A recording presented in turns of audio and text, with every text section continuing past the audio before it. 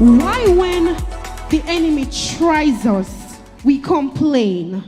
Why when the enemy pick a feather off of we complain? Why when the enemy try us every single day, we complain? Why when I sing and make a declaration over our lives? I was shackled by a heavy burden, but Jesus Christ hand touched me. The Lord is my light and my salvation. Whom shall I fear? The Lord has called me out of my darkest depths, and called me into the marvelous light.